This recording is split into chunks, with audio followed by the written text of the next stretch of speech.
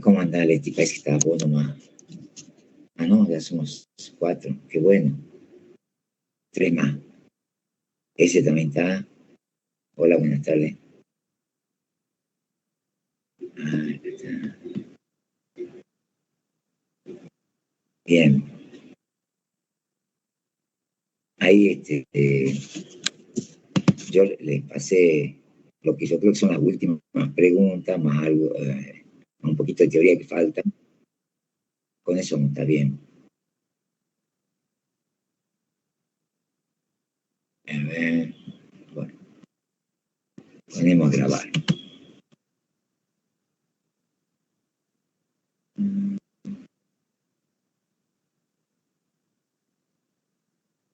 Ya comienzo.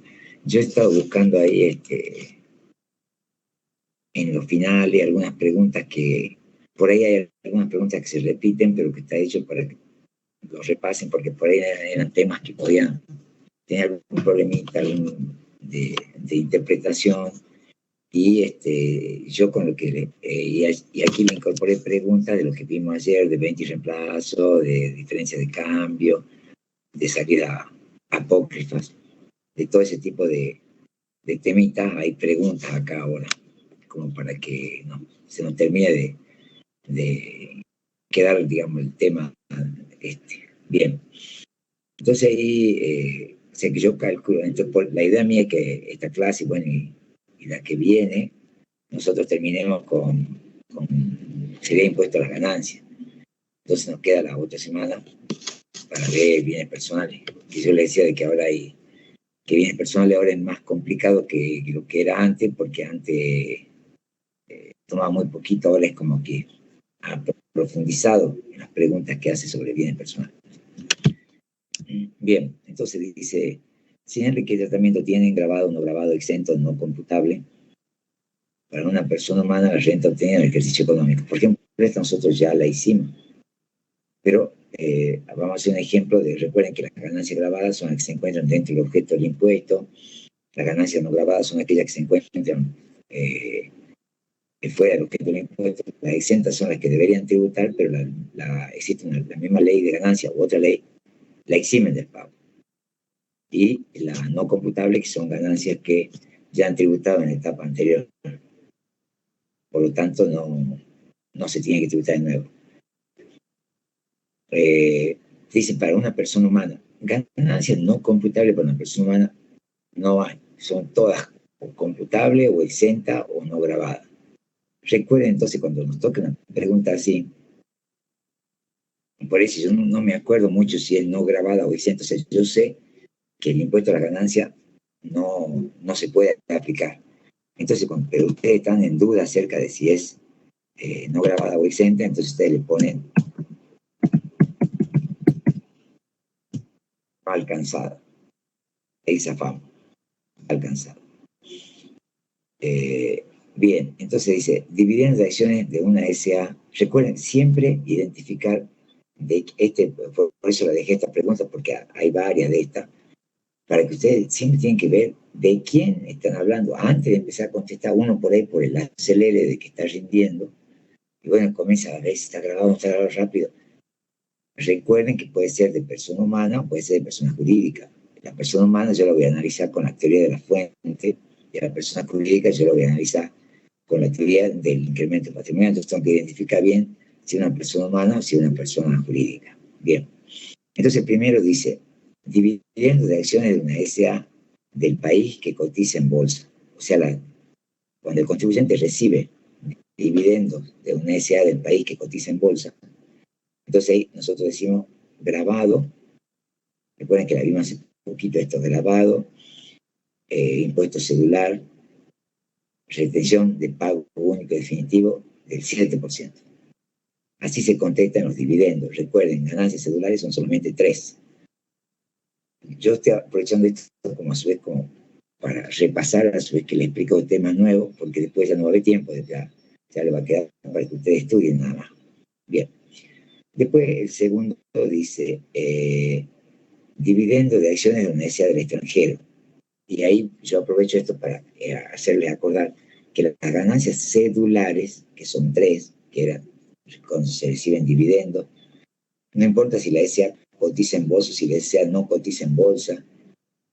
La venta de inmuebles y la venta de acciones que no cotizan en bolsa. Pero los dividendos, no importa si provienen de una sociedad que cotiza o que no cotiza en bolsa, igual van a estar grabados. La retención de pago único definitivo del 7%. Les decía de que solo se aplica la ganancia cedular o el impuesto cedular acá a ganancias obtenidas dentro del país. La 2 que dice dividendo de acción a sociedad del exterior, yo ya les dije, eso es grabado, pero es ganancia de segunda categoría, porque la sociedad está en el exterior. No es cedular, es global. Acá no nos pide eso. Pero vamos viendo, utilidad distribuida por una sociedad colectiva, eso es grabado.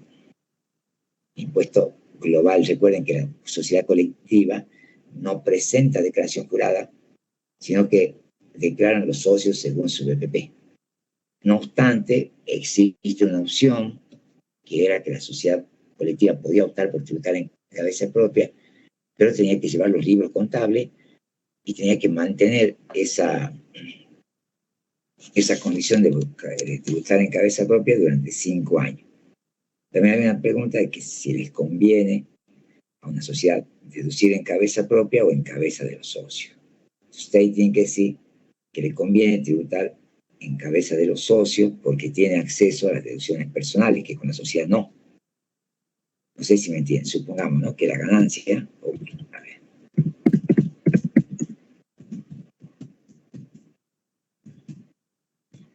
Vamos a suponer que la ganancia sobre este impuesto... Salimos de la pregunta que voy a si yo les muestro todo. La ganancia sobre este impuesto es 800.000. Bien. ¿Qué conviene? ¿Que tribute en cabeza propia o en cabeza de los socios según su BPP? En cabeza propia, si se pone en cabeza propia, significa que la sociedad es la que tributa.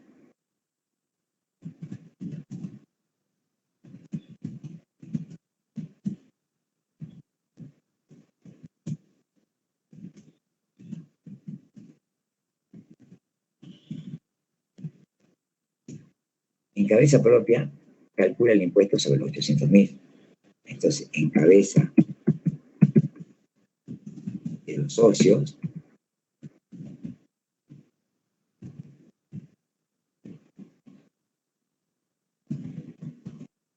tributa, o sea, recuerden que según BPP, valor patrimonial proporcional, se declara la ganancia.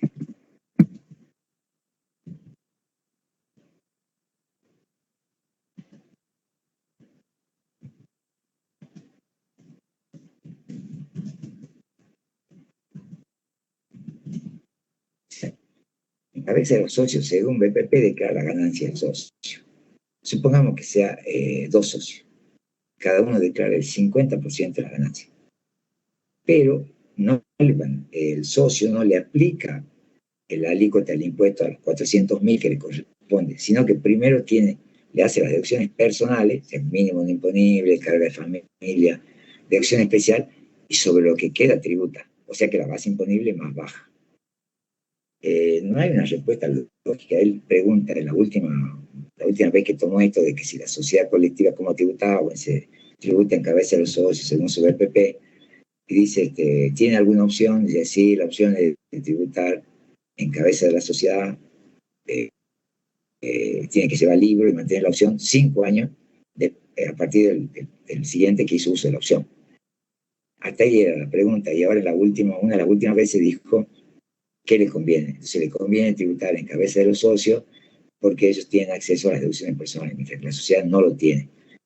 Esto que les puse en el chat es un ejemplo, porque bueno, me he dado cuenta que cuando les pongo número o les relaciono con un ejemplo, les queda más, o sea, les queda mal el tema. Por ejemplo, no es lo mismo que yo calcule el 30% de los 800.000 a que los 800.000 se lo dé a los socios y que los socios primero le hagan la deducción personal y recién paguen impuestos. Si la base imponible es menor, se paga menos impuestos. Bien, volvemos a la pregunta. Hicimos las 3 primeras. Vamos a la cuarta. Dice, resultado positivo por la venta de acciones que cotizan en bolsa. Eso está exento. Ganancia exenta. ¿Por qué? Porque el resultado de la venta de acciones que cotizan en bolsa. Obtiene una ganancia de 100.000 pesos por la tenencia de acciones que cotizan en bolsa. La vez que iba a 50 cada uno y el 31 12 cotizaban a 100. Ya lo expliqué yo eso, que el resultado por tenencia significa que el activo que tengo en mis manos ahora vale más en el mercado. Esa ganancia dijimos que no está grabada. ¿Cuándo proviene de acciones? Yo ahora le voy a hacer un ejemplo que les pongo. ¿Qué pasaría?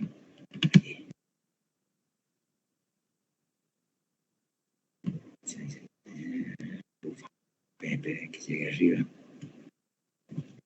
Y diría así.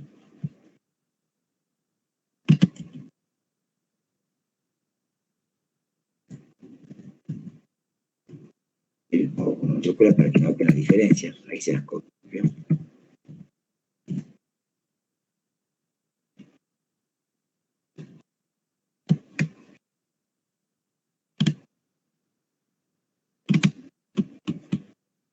Si nos llega a decir que obtiene una ganancia, sí.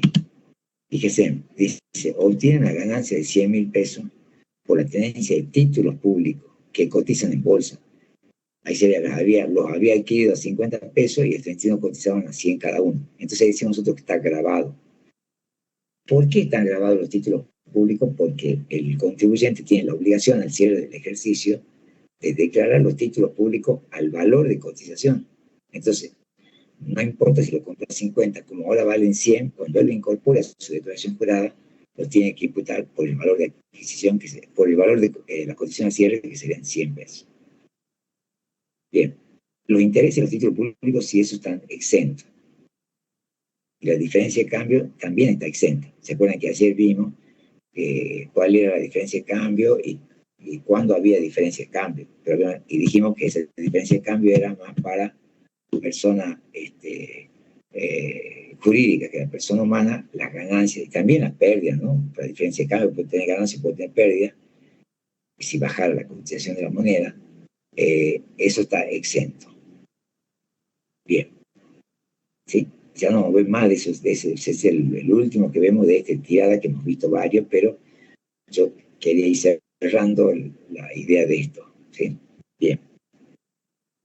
Después nos dice,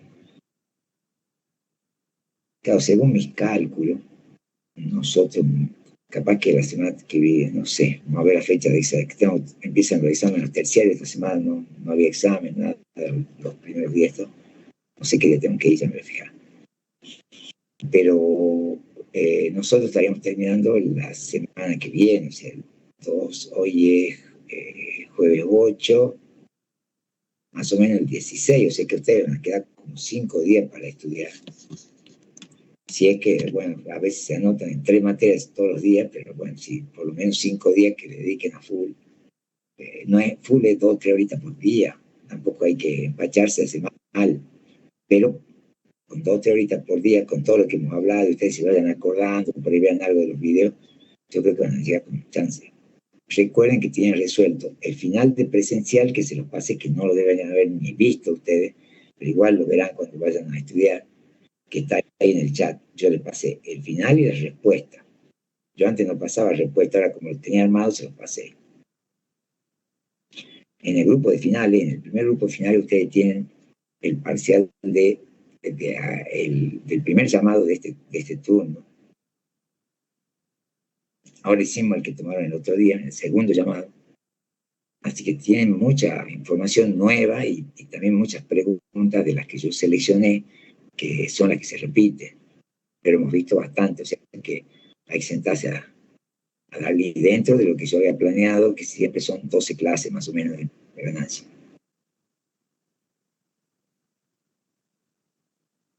¿Cuál me pasaste? A ver, ¿en qué termina tu cel? Ah, ya sé.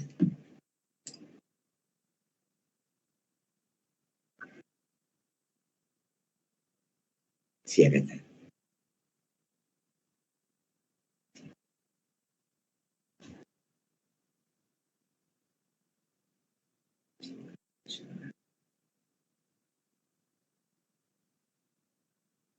Ah, gerente.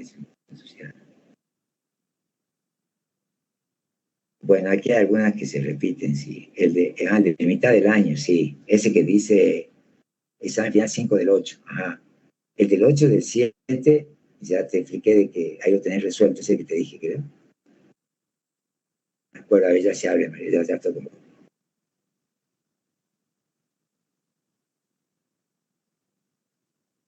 Sí, ese ya lo hicimos. Al que está en Word ya lo hicimos. Creo que el que falta, el que está en PDF, puede ser. Sí, lo hacemos. Hasta entre hoy y mañana lo hacemos. Bueno, entonces ahí le paso al chico, el que está en PDF al grupo, ya queda ahí, que es con ese vamos a hacer. Hay preguntas que se repiten acá de ese PDF, pero hay otras que no. Entonces las que estén en el PDF, que no estén resueltas, las hacemos. Sí, sí, no te preocupes. Bien. Entonces, por ejemplo, esta que estoy por leer está en ese PDF. La que estoy por leer ahora, el número 2 está en el PDF. Es raro porque ya va preguntando varias veces también. Dice, vamos a la 2. Si una sociedad decide enajenar bienes muebles amortizables que utilizaba como bien de uso, ¿cuál es el costo computable que debe considerar para determinar el resultado de los bienes de la operación? Los bienes fueron adquiridos en ejercicio fiscal iniciado antes del 1 del 1 del 2018 y los bienes fueron adquiridos en ejercicio fiscal iniciado después del 1 del 1 del 2018. Bien, la ley dice, si ustedes se fijan en la ley, dice que ya le expliqué yo a ustedes que el costo computable es el valor que yo puedo deducir. En este caso, en el caso de la venta de bienes de uso, el costo computable es el valor residual actualizado. Pero ¿qué cambió a partir del 1 del 1 del 18 que aparece el ajuste por inflación? También comienzan las actualizaciones para la persona humana. La persona humana, el único ajuste por inflación que considere es con el propietario de la explotación impersonal. Después, entonces, como la persona humana vende, tiene que haber el tema de la adquisición. Si lo adquirió acá, para acá y para acá. Sí, hombre. Tendríamos acá el 1 del 1 del 2018. Entonces, si lo adquirió acá, la actualización es igual a 1. O sea que se toma el mismo valor como si no actualizaríamos. En cambio, si yo lo tomé aquí, la actualización es la variación del IPC. O sea, siempre que a ustedes le pongan, hay varias preguntas por ahí relacionadas con esto que dice, che, ¿cómo vos evaluás el costo computable? O sea, lo que yo le voy a restar el precio de venta para sacar la ganancia, eso sería el costo computable. Si el bien fue adquirido antes del 1 del 1 del 18, y se toma el valor residual actualizado, pero considerando el coeficiente de actualización igual a 1. Y si después del 1 del 1 del 2018, se toma el valor residual actualizado, pero se lo actualiza por la variación del índice de precio consumidor entre la fecha de adquisición y la fecha de venta, eso que hicimos el otro día. Pero lo repito ahora, ya le hicimos una de estas, cuando yo le expliqué a ustedes qué significaba costo computable. Pero lo hacemos vuelto, no hay problema. Entonces, dice, si una sociedad decide enajenar bienes muebles amortizables que utilizaba como bien de uso, ¿cuál es el costo computable? Entonces, ustedes dicen, el costo computable es pueden poner valor de adquisición actualizado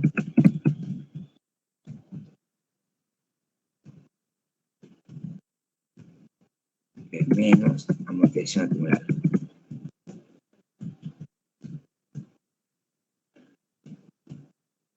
O pueden poner valor residual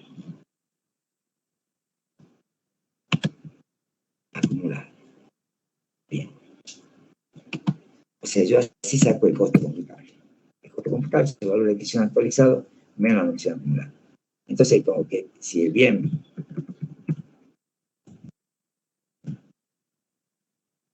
los bienes fueron adquiridos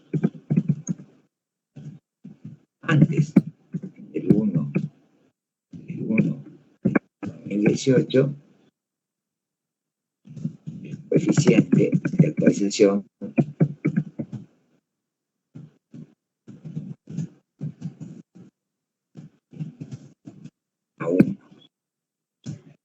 Este concepto que yo le estoy diciendo a ustedes es bastante técnico. Después yo le voy a decir una más sencilla, que si la dicen también está bien, ¿sí?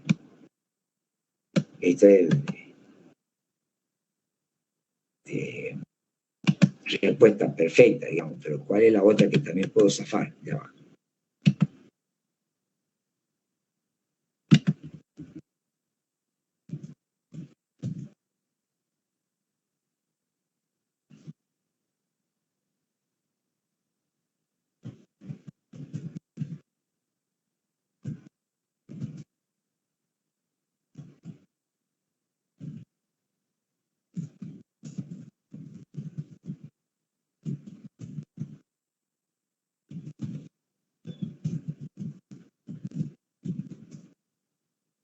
Esto es para personas humanas, también bien para personas jurídicas. Ahí está, dice, miren, el costo computable es el valor de adquisición de acción de la noción no acumulada.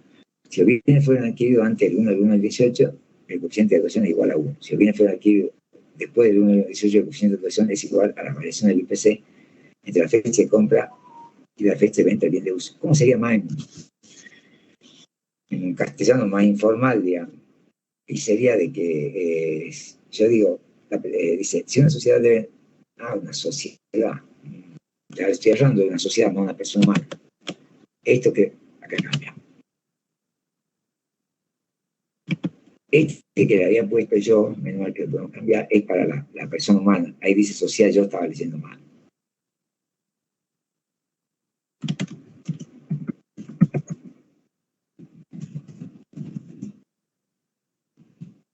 Les voy a poner los dos.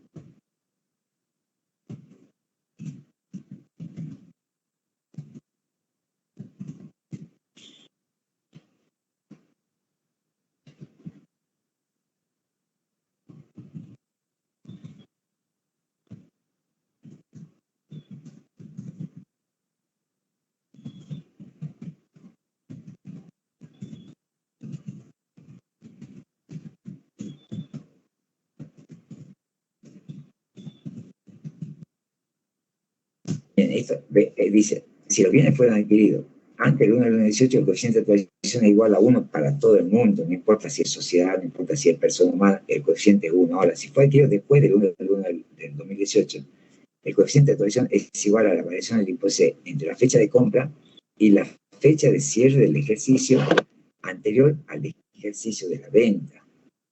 Si se vende en el mismo periodo que se compró, no se actualiza. Ahora se lo explico. Vamos hacia acá.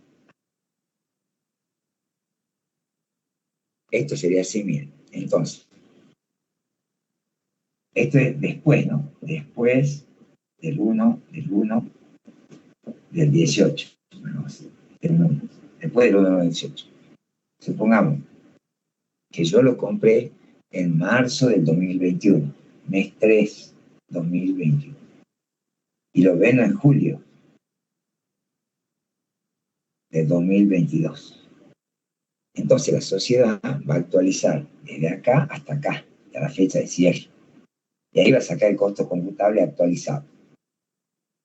En cambio, la persona humana va a actualizar. Esta es la sociedad. La persona humana va a actualizar hasta acá. Esa es la diferencia. ¿Por qué la sociedad actualiza hasta acá y la persona humana hasta la fecha de compra?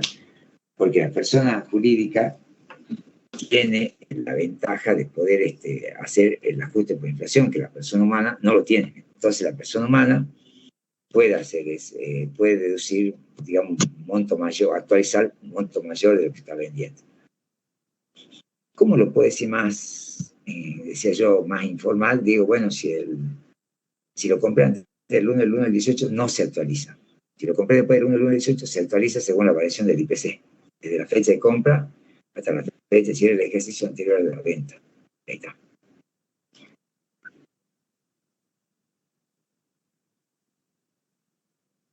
Mirá vos.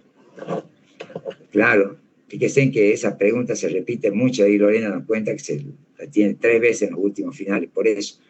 Eso justo me viene al pelo la acotación de Lorena para decirle, supongamos que ustedes me dicen, che, profe, no tengo, o lo piensan, no lo van a decir, pero no tengo mucho tiempo, estoy de las manos, hay que presentarse, ¿no? Porque me han pagado bastante, pagó plata, tiene que hacerla valer, digamos, es una inversión, no un gasto. Entonces, ¿yo qué haría? Yo estudio los últimos, voy de atrás para adelante, tomo el final que tomaron ayer, anteayer, el final del otro día, tomo el final de agosto, tomo el final ese que me pidió Majo que lo resolvamos, y bueno, y voy estudiando eso. Y leo. O sea, no, si no me da el tiempo, bueno, estudio los últimos, supongamos, 7, los finales de 2022, los últimos, las preguntas que vemos que se repiten, y bueno, y voy con eso. Como por lo menos para conocer, recuerden que tienen 5 tiros, no pueden esperar que se les vence el plazo para ir a rendir. Y de paso van incorporando experiencia, porque es un examen que puedo rendir 1, 2, 3 veces. No sé qué más querés. La misma pregunta, ¿cómo más querés vos? Y ahí tengo el libro, si querés. No sé. No, porque si no, ¿cómo?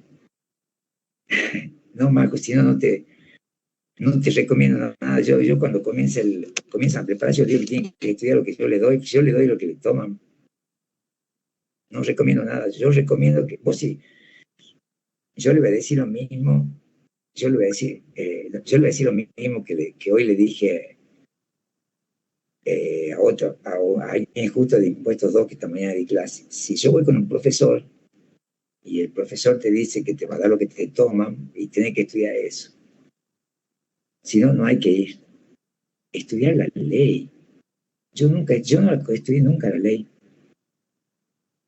Hace años que enseño esto, yo nunca estudié la ley. Solo, pues, si querés te compras un libro, hay un montón de libros que querés comprarte, pero esto es para aprobar el examen. Eso capaz que es lo que ustedes confunden. No es para que ustedes ejerzan de contador. Cuando ejerzan de contador, bueno, ya se tendrán que leer más y ver los formularios. No, ya sé, pero yo te explico lo que te está pasando. O sea, esto que ustedes ya están por rendir es para rendir. Pero después para ser contador yo creo que tienen que leer más, estudiar los formularios y todo ese tipo de cosas que yo no tengo ni idea porque yo las preparo para que ustedes rindan nada más. Pero no, estudien esto, si hay un montón esto, ¿para qué quieren estudiar más? Estudien esto y vayan. Si ustedes estudian bien, estas cosas que tenemos sobra. Y si no, fíjense, o sea, es sencillo, ustedes tienen, a ver, ¿cómo se hace para ver si algo, cómo hacen ustedes para ver,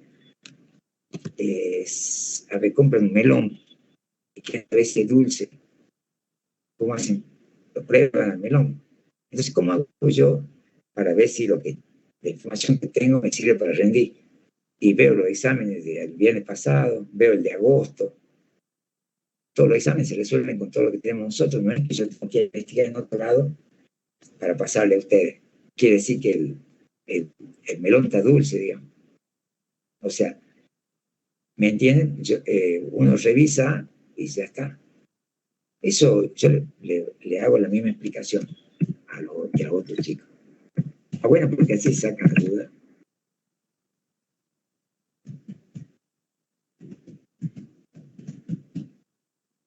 Yo le decía una palabrita. Se llama transposición didáctica. No sé si alguno de ustedes escuchó esa palabra, transposición didáctica, ¿no?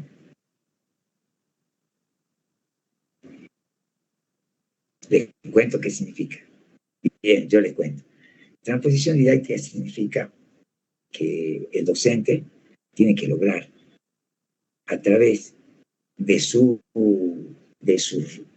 esfuerzo, si quieren, de su aporte, lograr que lo que está escrito en los libros o en el material de estudio llegue a los estudiantes de la mejor manera y de tal manera que ellos entiendan de qué se trata.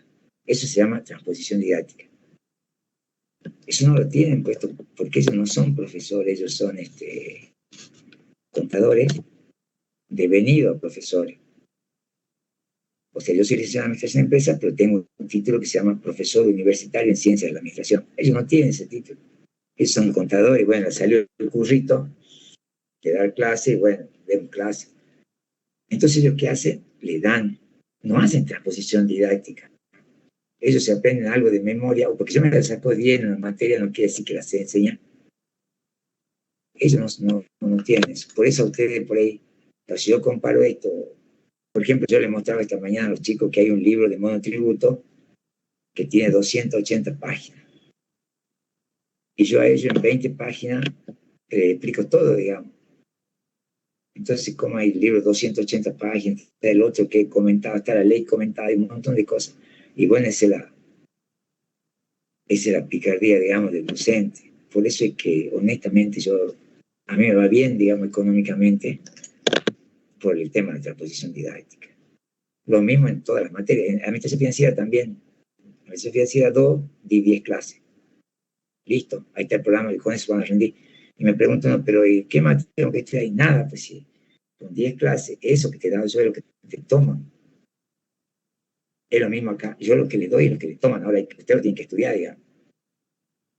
Pero no hace falta. No hace falta. Por supuesto que quiera ampliar, amplía y se compra una ley, pero no hace falta para rendir, para recibirse y ejercer. Sí, sí. No me molesta, a mí está bueno porque me ha dado pie más para que yo lo pueda explicar a eso. ¿Me entiendes? Pero sí, pero me pasa con los... Yo a ustedes los llamo, bueno, sin que ustedes sepan, por supuesto, para mí ustedes son algunos pandemias, digamos.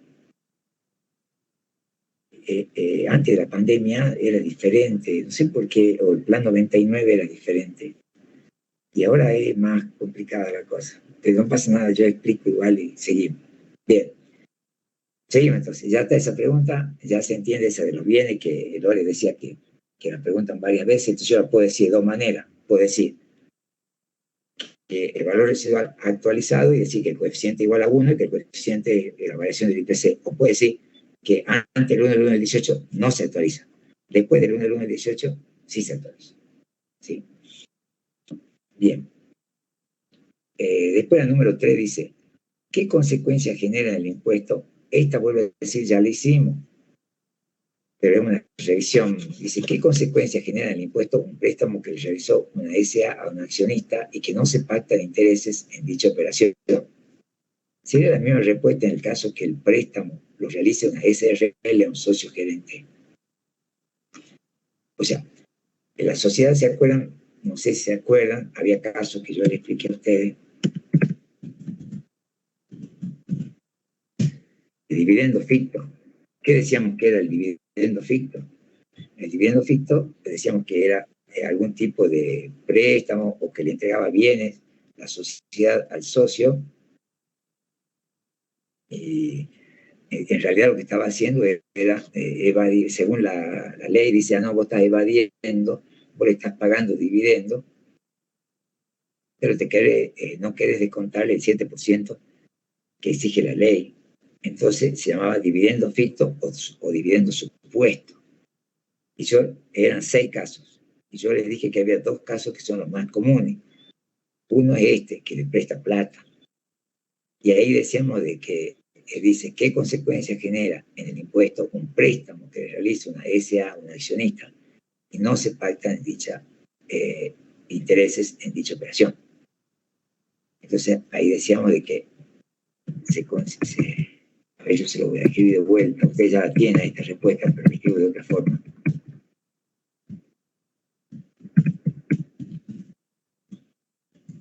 Tenemos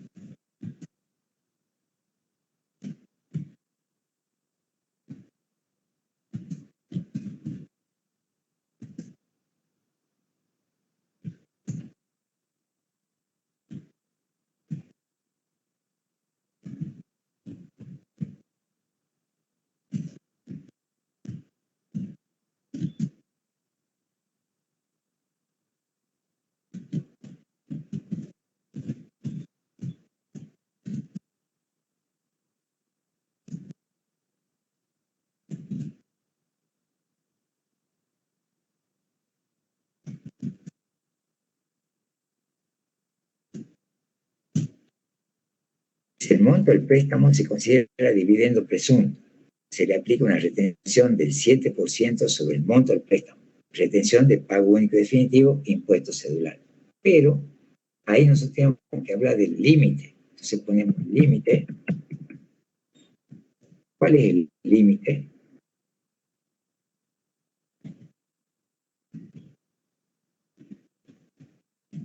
Ahí se le escribo al límite. Todo esto ya lo vimos, pero si a ustedes se les hace como que no lo vieron, es porque hay que estudiar, digamos.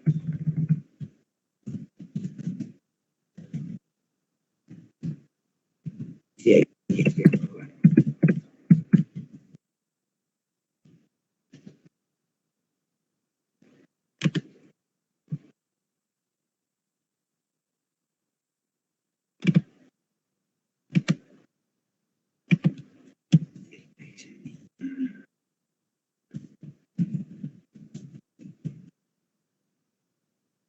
Ahí le pongo la participación del accionista.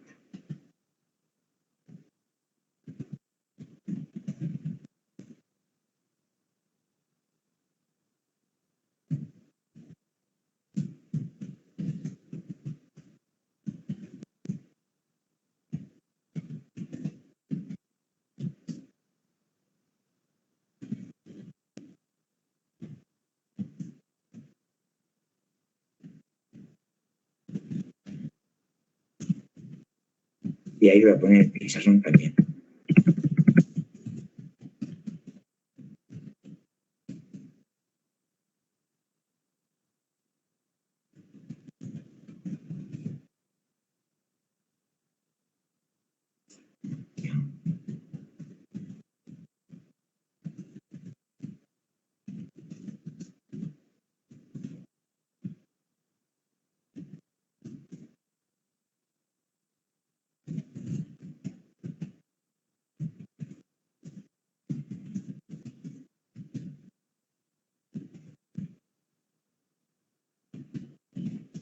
Todo esto lo tienen ustedes, por supuesto. Todo lo que yo les copio está en el apunte, solo que yo para agilizar se lo pongo, ¿no? Pero si dividendo fijo está todo ahí en ganancia de segunda categoría.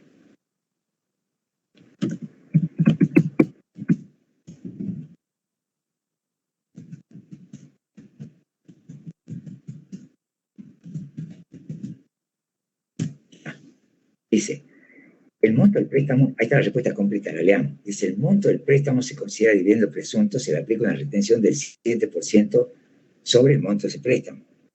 Retención de pago único definitivo, impuesto cedular. Límite. Entonces, Che dice, bueno, pero ¿qué pasa si dice, ¿cuál es el límite de la participación del accionista en las utilidades líquidas no distribuidas al cierre del ejercicio? Si el monto del préstamo supera esa participación, el excedente se considera disposición de fondo a favor tercero, interés peso. ¿Cómo sería acá?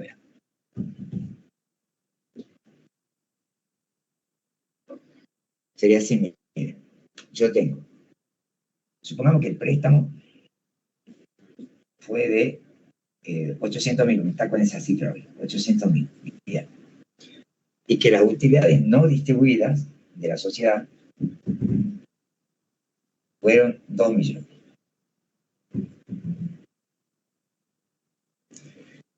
Y que el accionista este que pidió el préstamo tiene una participación del 25%. Entonces, ¿cuánto de esas utilidades no distribuidas le corresponden si él tiene una participación del 25%? Le corresponden 500.000. O sea, el 25% de 2 millones es de él, de este accionista que lo vamos a llamar accionista A. O sea, el accionista A tiene una participación del 25% sobre un total de 2 millones. O sea que le corresponden 500.000.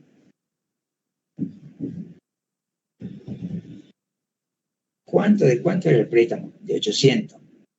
Entonces quiere decir que sobre 500.000 le van a aplicar la retención del 7%, y los otros 300 se van a considerar disposición de fondo a favor tercero y también le van a cobrar intereses presuntos, pero ya lo van a sacar con otra tasa. Ya no es el 7%, ya la tasa que cobra el Banco Nación. ¿Sí? Entonces usted tiene que acordarse en cualquier tipo ustedes tienen que acordarse, en cualquier tipo de respuesta de este tipo, que tenemos que poner el límite. Siempre hay que poner el límite, si no, no va a quedar incompleto. Cuando ya va a estar la otra pregunta, yo les comenté a ustedes que había dos preguntas de estas, que son las que se repiten. Es algo que les diga, mencionen 2 casos de dividendo ficto, mencionen 3 casos de dividendo ficto. Estos son de esos 6 casos. ¿Se acuerdan que el otro, yo le hago acordar, uno era que la disposición de bien, o sea, por ejemplo, le prestaban un inmueble al accionista o al socio para que viva. Otro caso era cuando le pagaban una remuneración al socio, pero en realidad el socio no está prestando servicio. Sí, otro era cuando la sociedad le salía de garante al socio por algún tipo de actividad particular de él, no se puede. El monto de lo que solicitó el socio también se considera dividendo ficto, pero en todos los casos se aplica ese límite. Bien, después decía, ¿y sería la misma respuesta en el caso que el préstamo lo realice una SRL a un socio gerente? Bueno, hoy sí, usted no le afecta, antes la ley decía que no, ahora sí. Entonces ahí decimos, o sea, sacamos los signos de pregunta y ustedes ahí no contestan con la misma. A ver, ¿dónde está? Ponemos así, miren.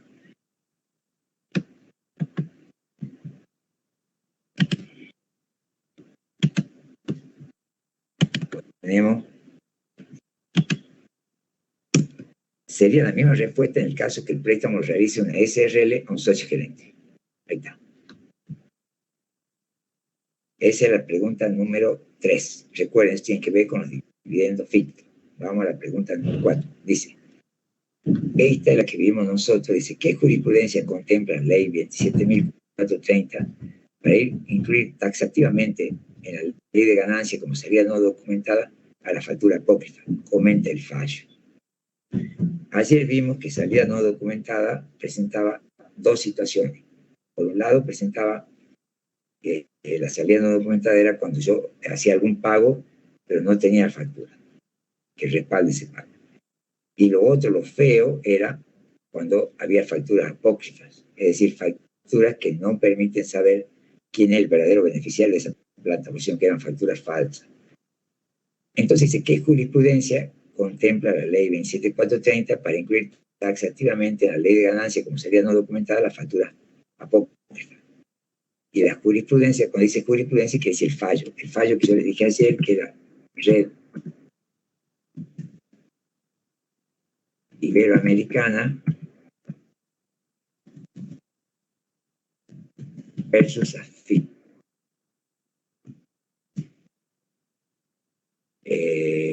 Bien, ese fallo, ¿yo le pasé a ustedes todos los fallos de ganancia o no? ¿O le fui pasando los pocos que se mencionaron? ¿No se acuerdan? No le pasé los fallos de ganancia completos.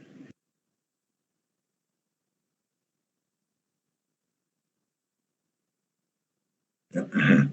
Solamente le pasé los fallos que nos van tomando. Bueno, ya le voy a pasar yo los fallos, porque hay algunos fallos que toman y otros que no. Bueno, yo de Red Iberoamericana, pues su AFIP, se los cuento. A ver, siempre los fallos, siempre el problema, para que ustedes tengan más o menos una noción, siempre los fallos comienzan con una impugnación que hace AFIP de las declaraciones juradas presentadas por el contribuyente, en un gran número de casos. Igual que si ustedes no saben el fallo, por ahí hay chicos que yo escucho que dicen, no los que vienen conmigo, porque yo siempre les termino explicando esto, que lo voy a decir a ustedes, dicen, no, me pasaron porque yo no sabía el fallo. No es verdad, si el fallo es una respuesta más. Este que estamos haciendo nosotros ahora tiene 8 preguntas, yo tengo que tener 4 bien, y el fallo es una más, no es que tengo que saber los fallos. Si hay algo que ustedes pueden arriesgarse a no saber, son fallos. Y bueno, y vemos qué pasa. Y si no, ¿cómo yo me acuerdo de un fallo? Siempre, yo le escuché a la profesora Mónica diciendo cómo iban a estudiar ustedes los fallos, imposible. Además, ella ni lo ve, el que revisa el fallo. Ella sí que tiene que saber la fecha. No es verdad, no. Hace 14 años, miren que vean con Falco, Usted lo que tiene que saber es qué dice la FIP, qué dice el contribuyente y quién ganó. Eso estamos sabiendo fallo. Vuelvo a repetir. ¿Qué dice la FIP? ¿Qué dice el contribuyente y quién ganó? Y siempre lo que dice AFIP y lo que dice el contribuyente son opuestos, entonces voy reduciendo el estudio. Por ejemplo, yo le voy a dar, en este le doy un ejemplito. Entonces, ¿qué dice AFIP? Vamos a poner así.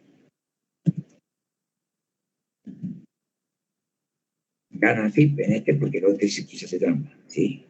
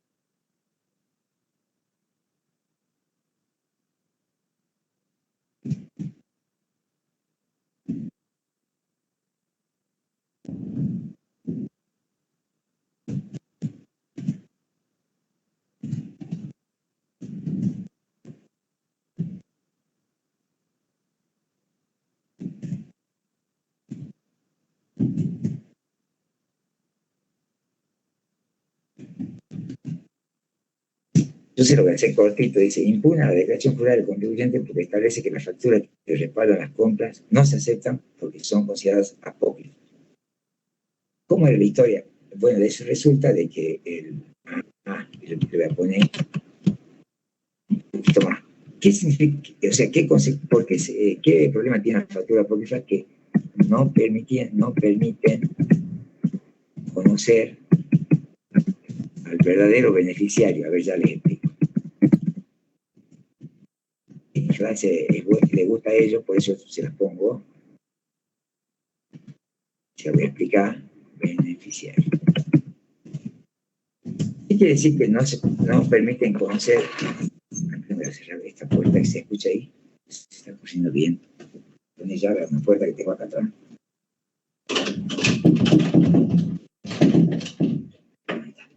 Para que ahí deje de hacer ruido. Bien.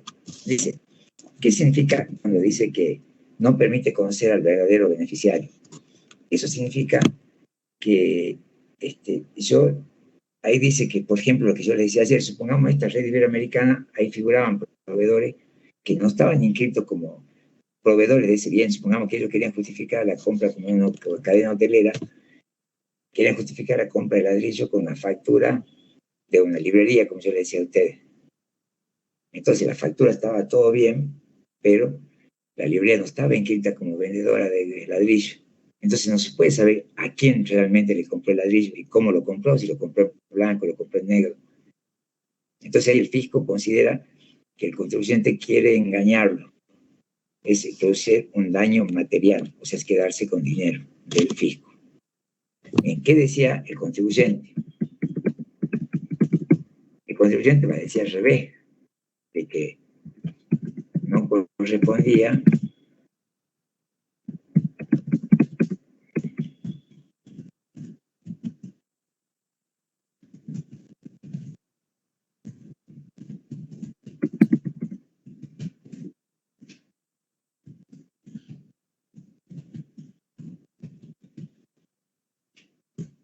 dice, no correspondía a la impugnación porque presentaron todas las facturas de sus compras, o sea, todas las compras están respaldadas a la factura, los ladrillos, lo que le pagué al arquitecto, lo que al que hizo el piso del hotel, al que puso, está todo documentado, entonces no corresponde a la impugnación porque presentaron la factura de todas sus compras. Entonces, que dice, recuerden que yo, no me acuerdo si se lo dio vuelta, yo siempre pongo que la tercera parte, que sería la justicia, yo pongo autoridad competente, porque hay algunos fallos que salieron del Tribunal Fiscal de la Nación y hay otro fallo que salió de la Corte Suprema de Justicia. Y es más fácil poner autoridad competente porque ahí estaríamos englobando a los dos, tanto al tribunal como a la Corte, y ellos sí aceptan que diga autoridad competente, no hay problema con eso.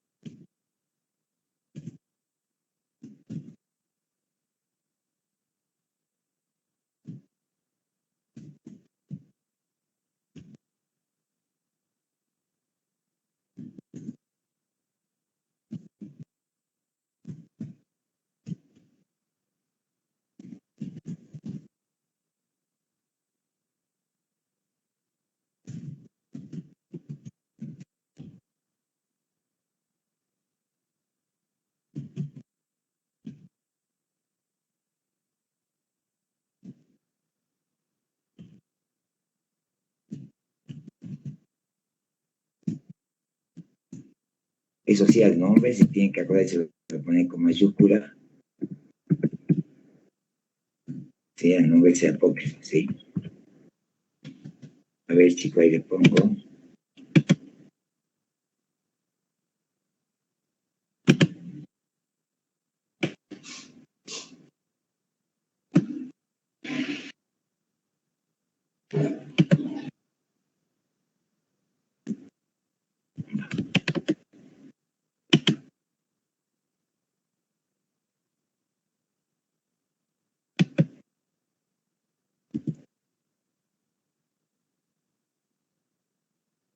Está bien ahí, sí. Ahí también, a ver, lo leemos entonces.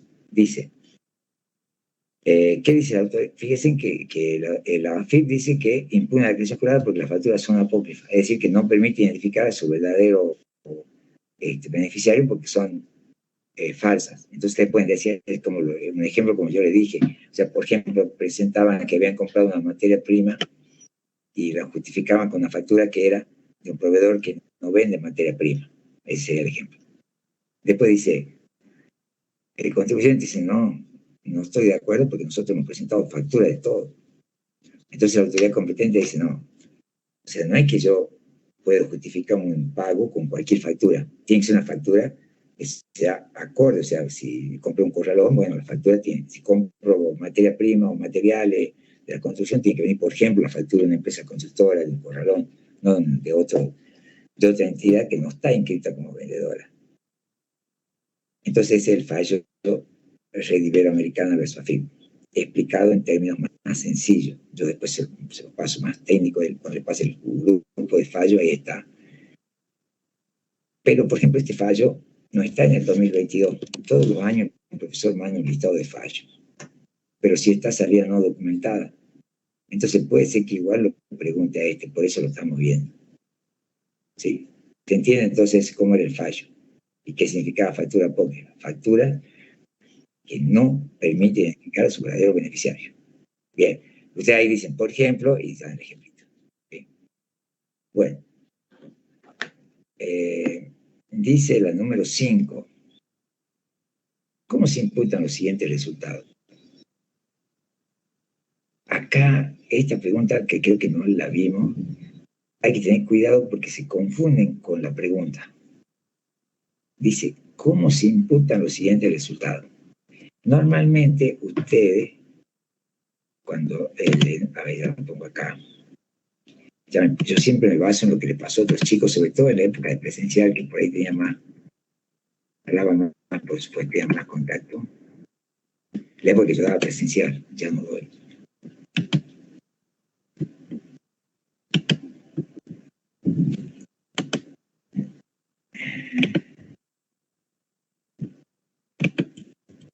Les pongo,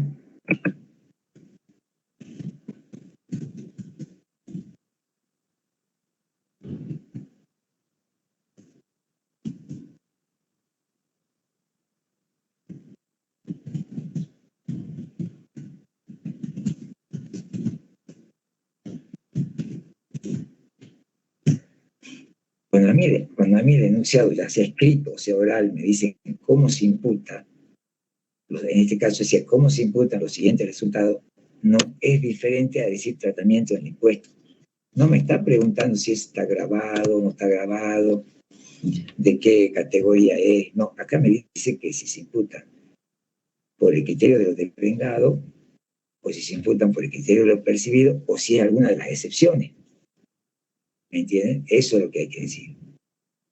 Nosotros no vimos, pero no alcanza, vimos las excepciones de los percibidos, de los devengados, pero no vimos las de los percibidos. Y hay una que cuando preguntan el criterio de imputación es posta, que es esta que dice primero, ¿vieron? Dividendo de acciones y utilidades distribuidas por la sociedad de capital. Entonces ahí yo puedo cometer errores de decir grabado, retención de pago único y definitivo del 7%. No se está preguntando tratamiento, está preguntando criterios de imputación, que es diferente. Bueno, los criterios de imputación, ya le voy a decir a usted, por ahí si tiene a mano el apunte, si no igual yo se lo muestro enseguida.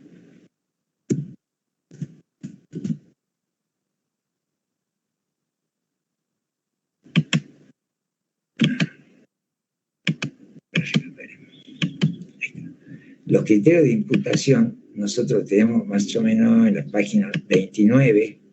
¿Se acuerdan que yo le había hablado a ustedes? Yo le había hablado de las excepciones. Habíamos dicho que el criterio de los devengados significaba que se imputan los ingresos y las deducciones en el periodo en que se producen, independientemente si los ingresos se cobraron o si las deducciones se pagaron. Y ahí vimos devengado exigible, devengado en función del tiempo, imputarlo cuando fueran puestos a disposición, y también vimos quitas concursales. Pero nos quedó pendiente ver las del percibido. O sea, nosotros no vimos las excepciones de los percibidos. No se las expliqué yo. Eso nos quedó ahí pendiente. Espera un ratito ahí. Así que ahora, antes de que sigamos con la respuesta esta, yo le voy a explicar las excepciones del percibido. Vimos las de los devengados, pero no vimos las del percibido.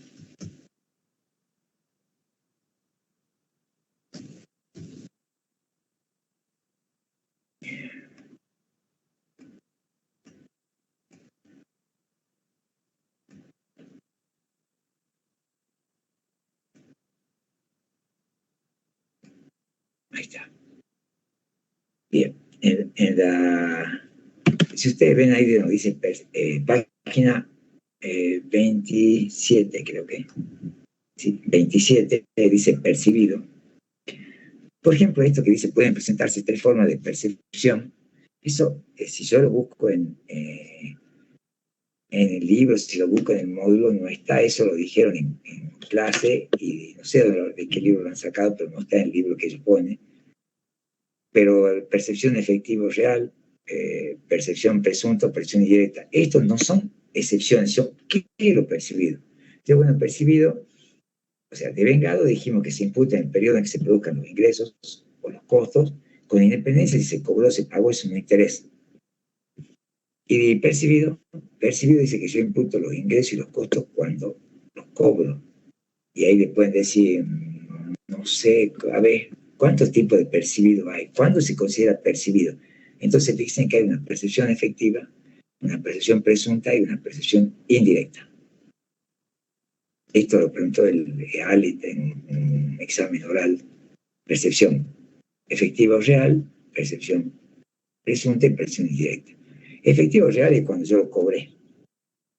Percepción presunta es cuando el ingreso ya está acreditado. Por ejemplo, está acreditado el sueldo. Ah, no, si yo no lo declaro a sueldo, porque el sueldo, recuerden, el sueldo en relación de dependencia es ganancia de 4ª categoría. Bueno, ahora llega diciembre, supongo. Entonces yo tengo que declarar en 4ª categoría todos los ingresos que obtuve como trabajador en relación de dependencia. Y digo, che, este año cobró bastante, así que pues yo no lo voy a retirar el sueldo del cajero ni al aguinaldo, ahí lo voy a dejar. Entonces no lo percibí. No, sí, eso se llama percepción presunta, porque ya está puesta a mi disposición. Y la percepción indirecta todavía es mejor. Dice, la que se manifiesta a través de la voluntad del beneficiario. Ejemplo, el caso de una sociedad colectiva en la que los socios expresan su voluntad de que la utilidad se capitalice. Yo dice, yo no cobré dividendo este año, es que no me tienen que hacer la retención del 7%. Y dice, ¿por qué no cobré dividendo? No, porque la ganancia que yo iba a retirar a la empresa, decidimos reinvertirla. Si vamos a reinvertir todo eso, no, entonces está igual, le tiene que hacer la retención. Porque también lo percibiste desde el momento que vos decidís qué vas a hacer con esa ganancia, ya se la considera percibida. O sea, o sea que la percepción sería imputar los ingresos de deducciones cuando están puestos a mi disposición. Y hay tres tipos de percepción: percepción real, presunta e indirecta. Bueno, y acá viene excepción al criterio percibido, los honorarios, que ya dijimos que el director imputa los honorarios en el periodo en que se celebra la asamblea de asignación individual. Que yo les decía a ustedes que la asamblea siempre se celebra después que termina el ejercicio económico. Si justo la empresa tiene un ejercicio económico de enero a diciembre, y bueno, la asamblea se va a celebrar, supongamos que cierre el ejercicio ahora, en diciembre del 22, y la asamblea se va a celebrar en el 23. Entonces él va a imputar su honorario en el 23, aunque lo haya cobrado en el 22. Ayer hablamos de eso, si se acuerdan. Después de las ganancias, jubilaciones, diferencia de impuestos provenientes de ajustes, ya cómo se imputa la diferencia proveniente de ajustes, que seguro que está acá, no me acuerdo, ganancias, cuarta categoría. El quinto quería que leamos. El quinto que está en la página 28, que este es nuevo, relativamente nuevo, bueno, nuevo, tiene 3 años más o menos, pero lo preguntan siempre ahora. ¿Cómo se imputan los dividendos? Dice, los dividendos de acciones de utilidades distribuidas por los sujetos del artículo 63, o sea, la SA, la SRL, y los intereses o rendimientos de títulos, bonos, cuota parte, fondos comunes de inversión y demás valores, se imputarán. O sea, es decir, ¿cómo se imputan? Entonces, se imputarán. Y dice, a ver si se lo entiende, cuando sean puestos a disposición o pagados lo que ocurra primero. O sea, me lo ponen a disposición, están en el cajero, o me lo pagan, lo que ocurra primero, o capitalizados, que yo decidí que lo invierta.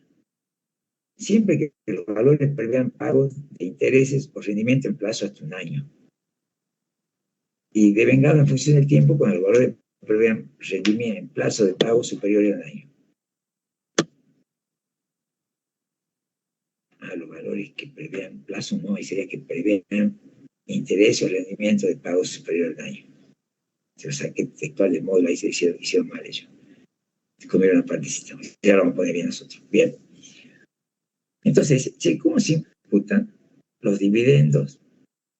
Después dice también los intereses o rendimientos de acciones, cuota parte, buen fondo común de inversión y más valores. Entonces dice, cuando sean pagados o puestos a disposición, y ahí dice lo que ocurra primero, o capitalizados, siempre que se lo invierta en valores que generen rendimientos por un año. O sea, yo capitalizado quiere decir que lo invertí en algo. Y bueno, cuando yo lo capitalizo, siempre que rendimiento un año. Ahora, devengado en función del tiempo, si yo lo capitalicé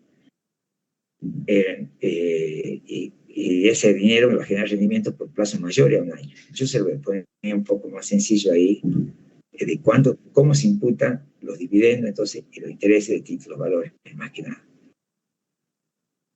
Entonces, ¿por qué estamos viendo esto? Por la pregunta número uno, la que estamos haciendo la financia ganancia último, la pregunta que dice, el número 5, que dice, ¿cómo se imputan los siguientes resultados? Dividendo la acción de actividad y distribuido por la sociedad de capital. Entonces, en el 1, ahí ponemos. Para el primero es la respuesta, entonces. ¿Vale? Es mejor, sobre todo para los chicos que no están.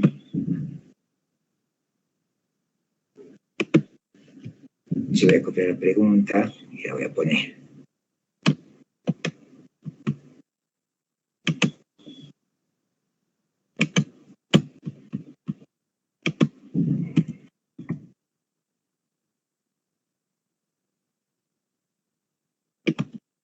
Ahí está la pregunta, chicos. ¿Cómo se imputan los siguientes resultados? Dividendos de acciones y utilidades distribuidas por la sociedad de capital, intereses de un préstamo que le realizó a otra persona humana,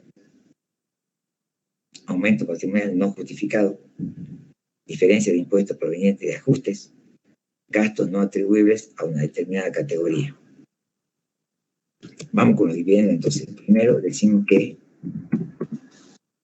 se imputan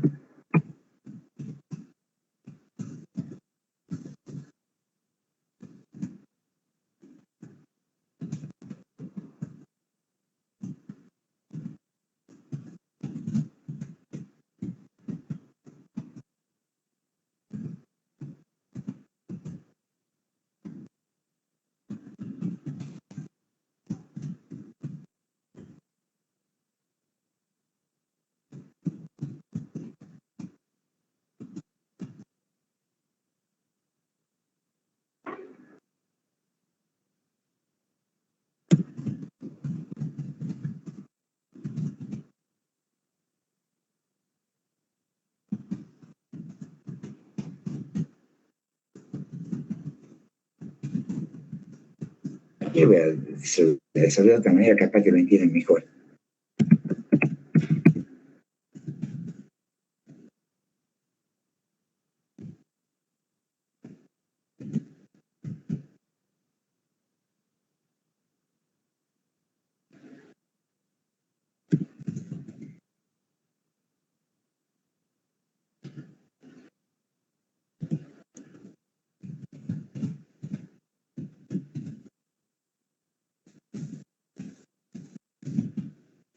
A ver si se entiende. Dicen, se imputan en el periodo en que fueron puestos a disposición o pagados o capitalizados. Cuando se fueron capitalizados, quiere decir, entonces la palabra capitalizado significa invertido, ¿sí? Cuando los rendimientos de los valores en lo que se invirtió se produzcan por un año. O sea que yo invertí ese capital en una actividad que me va a dar ganancias por un año. Y segundo, el vengado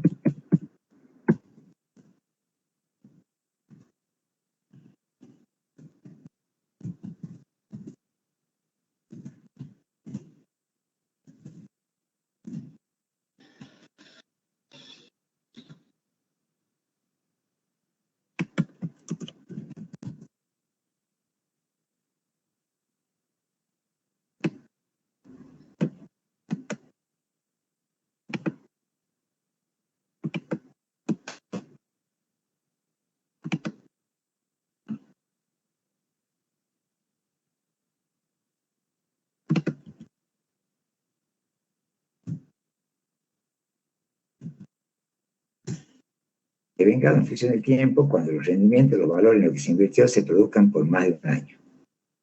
¿Ahí se entiende mejor? ¿Sí me entienden? A ver, comenten si me entienden. O sea, que yo lo capitalizo, pero si la ganancia que me va a dar por un año, lo imputo cuando se capitaliza.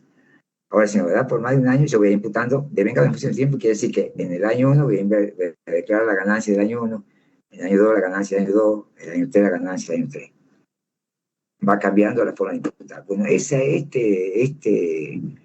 forma de imputar es la más complicadita, por eso es que me detuve un poco ahí como para que me entiendan. Después dice, interés de un préstamo que le realiza a otra persona. Ustedes recuerden, interés de un préstamo. Habíamos dicho que la colocación de capital es ganancia de segunda categoría. Y yo le había comentado ahí que los principales abanderados de la segunda categoría son el alquiler de bienes muebles y el préstamo de dinero.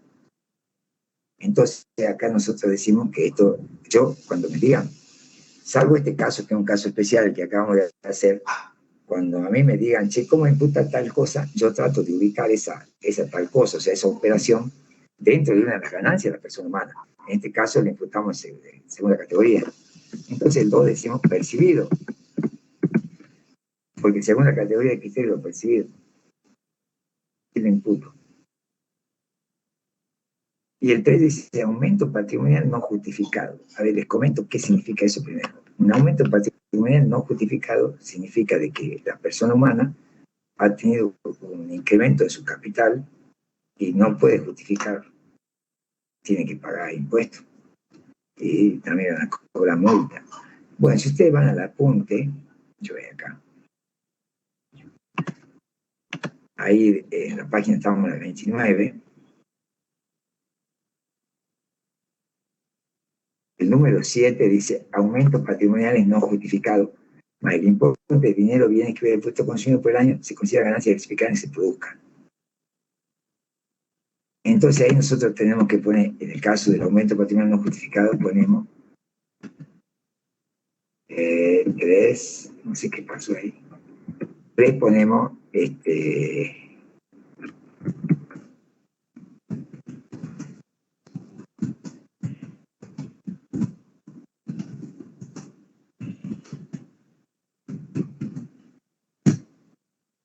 se imputa en el periodo en que se produzca. Vamos al 4. ¿Qué dice el 4? 4 dice, diferencia de impuestos proveniente de ajustes. Bueno, eso también está en la teoría. Yo primero le voy a explicar qué significa un ajuste de impuestos. Un ajuste de impuestos sería cuando AFIP me informa que yo había declarado como impuesto 100.000 pesos. Dice, no, son 120. Entonces me hace un ajuste de 20. Por lo tanto, yo tengo que pagar esos 20. Ahora, esos 20 también son deducibles, porque recuerden que yo puedo deducir de la base imponible todos aquellos pagos, todo aquello que yo compro para obtener ganancia que después va a estar grabada por impuestos. Entonces dice, che, ¿cómo es el tema del ajuste de impuestos? Entonces, el ajuste de impuestos que me hacen, yo lo puedo deducir. Y por el devengado, por percibido. Depende, dice, depende si el ajuste de impuestos me han hecho sobre una ganancia que aplica el criterio de lo devengado o si me lo han hecho sobre una ganancia que aplica el criterio de lo percibido. Ahí depende. También hay fallos de esto, pero bueno, esos fallos ya quedan en el olvido, no están en el grupo de fallos de ahora. Bueno, entonces, ¿qué dice la teoría? Si ustedes ven ahí la teoría, nos dice, este está en el número 3, diferencia de impuestos provenientes de ajuste. Dice, se computa en el balance impositivo correspondiente al ejercicio en que sea exigible, si el método utilizado para la imputación de los gastos del devengado. O sea, si yo, por ejemplo, me están haciendo un ajuste de impuestos sobre ganancias que se aplique el método del devengado, yo lo imputo en el periodo en que sea exigible. O sea, cuando me están diciendo que lo pague. En cambio, si yo utilizo el método de lo percibido, yo lo voy a imputar cuando lo pague. Fíjense, se lo leo completo, dice, se computa en el balance impositivo correspondiente al ejercicio en que sean exigibles, si el método utilizado para la imputación de los gastos del devengado. Y en el periodo en que se paguen, si el método utilizado es el percibido. Ejemplo, un ajuste de IVA que realice AFIP para ganancia de primera categoría devengado se deduce aún cuando no se pague. Pero para ganancia de cuarta categoría, por ejemplo, un contador, se deducen solo si lo pagan, criterio percibido. Ahora veamos cómo lo resolvemos en este que estamos haciendo. Ve, aquí voy.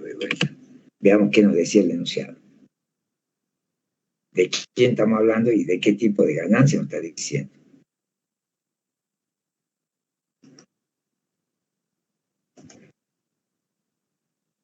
Dice, diferencia de impuestos proveniente de ajuste.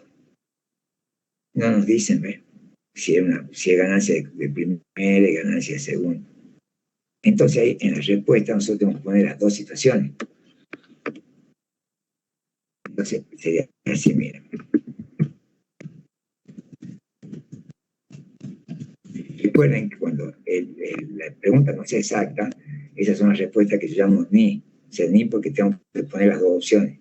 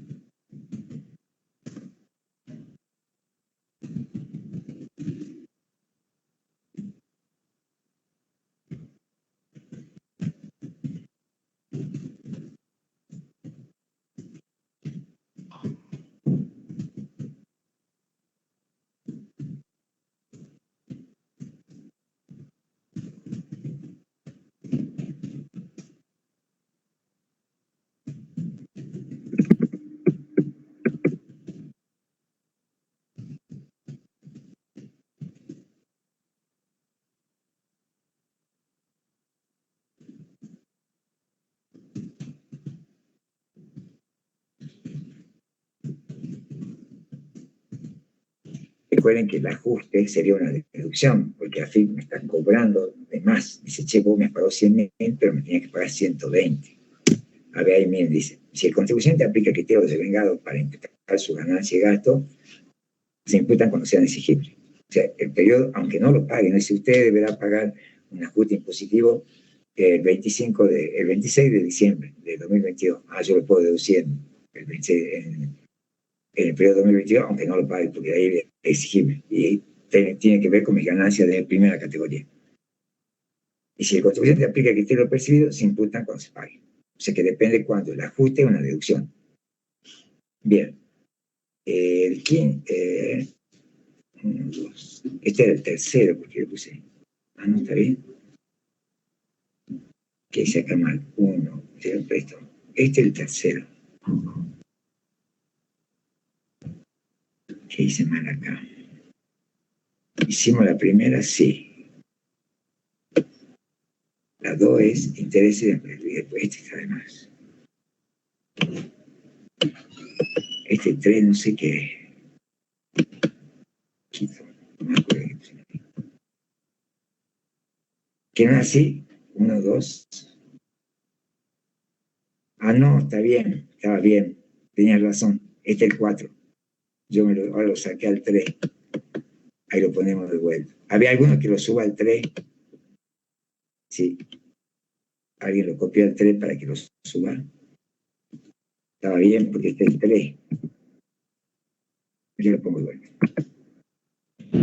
Vera.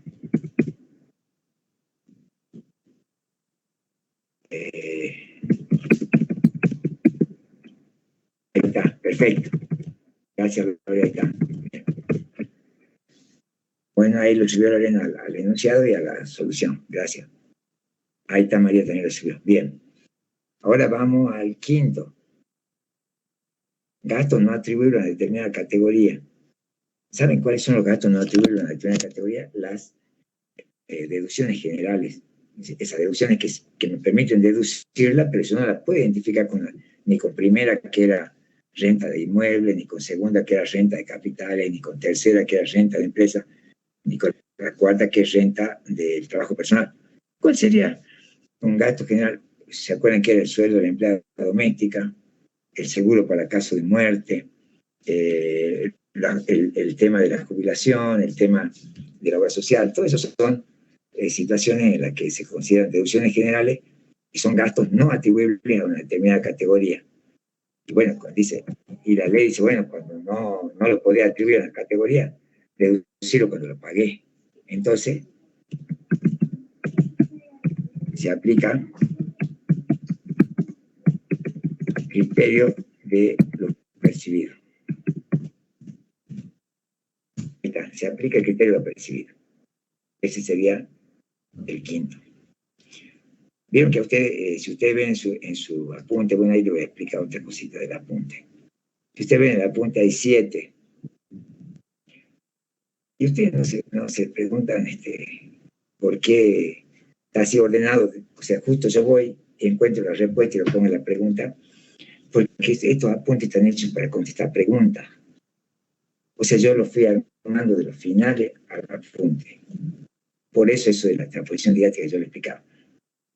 O sea, este apunte no está hecho, está apoyado en libros, está apoyado en la teoría, pero está hecho para contestar preguntas. Por eso ustedes ven la pregunta y van al apunte y ahí está la respuesta. Porque es para rendir el examen. Por eso le decía yo eso, de que así está armado el apunte. También sirve para rendir oral, sí, porque son las mismas preguntas, pero está hecho primero las preguntas y después el apunte. No está hecho el apunte para las preguntas, sino las preguntas primero y después el apunte. Y bueno, más vale que eso se va actualizando, ese apunte, a medida que van saliendo preguntas nuevas. Es como un software, entra las preguntas, se licúan, pum, y aparece el apunte. Bien, bien. Vamos a la otra. Pero espera un segundito que yo vaya con un poco de agua. Tratamiento, bueno, ve, por ejemplo, esa también hicimos. Por eso digo que yo busqué algunas que para repasar y para afianzar, y bueno, y otras que son nuevas, ¿no? Tratamiento de la venta a plazo de las acciones en una necesidad de una persona humana. Venta a plazo de acciones. Acá siempre tienen que tener presente que no nos está diciendo si las acciones cotizan o no cotizan en bolsa. Entonces, ¿cuál considero? Las dos. O sea que cuando me dicen así, venta de acciones, yo tengo que hablar de las que cotizan y de las que no cotizan, de ambas. Si tengo un segundito, tomo un poco de agua y seguir.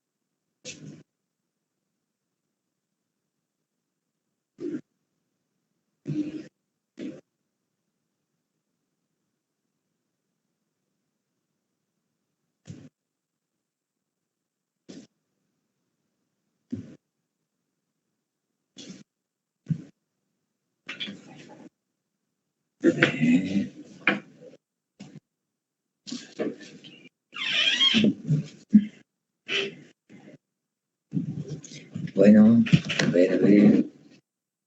Seguimos. Bien, esto a mí, saben que esto me permite más que nada a mí no gritar, porque como yo, me dio cáncer de garganta, perdí mucha voz. Y yo al ponerme esto es como que regulo más, si no hablo fuerte y quedo afónico. Así que por eso me lo pongo más que nada, esa es la idea de esto. Bueno, seguimos entonces.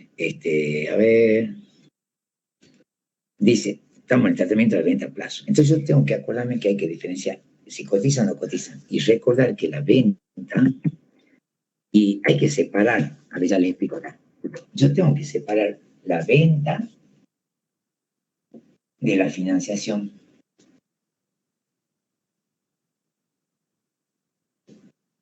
Son dos cosas distintas. La venta es una cosa y la financiación es otra. ¿Sí? Entonces, porque recuerden que la venta a plazo que realiza una persona humana de cualquier cosa, eso va a estar grabado. Entonces nosotros decimos venta de acciones, esta ya la teníamos, pero igual cotizan en bolsa. Primero hagamos la norma así.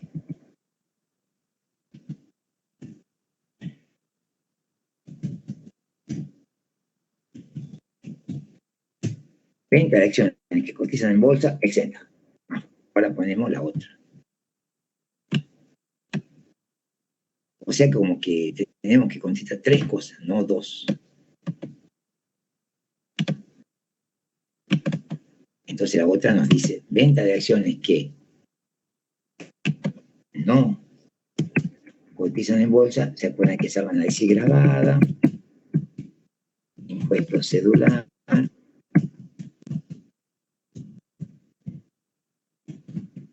segunda cedular, pero más se le dice ya impuesto cedular, y la alícuota 15%. Y normalmente los chicos la dejan ahí, a la respuesta.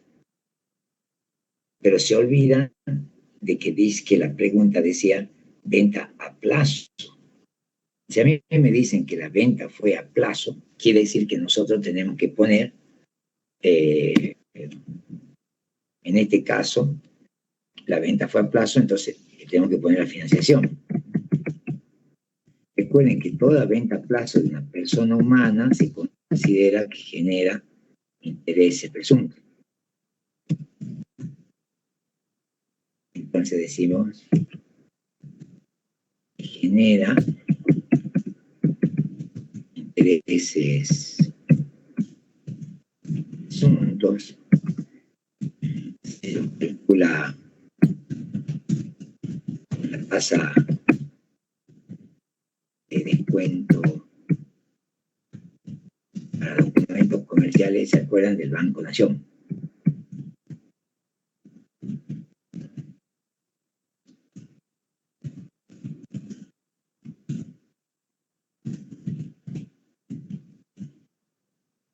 Tasa de descuento para documentos comerciales del Banco Nación, pero en este caso hay que aumentar, yo siempre lo que le aumento. A esto le gusta también, pregunta en oral Ale, pero esto yo creo que va a ser más Falco te pregunta en forma escrita. Dice, genera intereses presuntos. ¿Por qué? Porque es una venta a plazo. Se lo calcula con la tasa de descuento para documentos comerciales del Banco Nación. Admite prueba en contrario. O sea que yo puedo, por ejemplo, voy con, no sé, supongo que le vendo a Leti, a Lorena Acciones, vamos los tres ahí con el escribano y dejamos establecido que yo no voy a, que si bien estoy vendiendo financiado, yo no le voy a cobrar interés. Eso se admite. En cambio, ¿se acuerdan que yo le decía que la venta a plazo de inmuebles no admite prueba en contrario? Sí o sí tengo que imputar los intereses presuntos. Bien, esa es la número 6. Vamos a la 7. Dice, en el cuadro de justificación patrimonial, que está ahí muchas, últimamente nosotros ya hicimos varias, pero no son iguales. Dice, en el cuadro de justificación personal a persona humana, ¿cómo incidiría la renta que se le genera en la inversión de título público? La renta. Entonces, nosotros cuando tenemos títulos públicos, los títulos, a ver, vamos por parte. Primero hagamos una aclaración. ¿Qué son los títulos públicos? Los títulos públicos son los bonos emitidos por el Estado. No sé si ustedes dicen financiera 1, una de las inversiones que puede hacer la empresa es comprar bonos. Entonces el Estado emite títulos públicos y la persona los compra. Y después puede vender el título público o cobrar los intereses que va pagando el título público. Entonces las ganancias del título público son dos: la venta y el cobro de la renta, que sería el interés que paga el título público. Normalmente los títulos públicos pagan intereses semestrales. Ahora, una persona humana, cuando vende título público, está exento.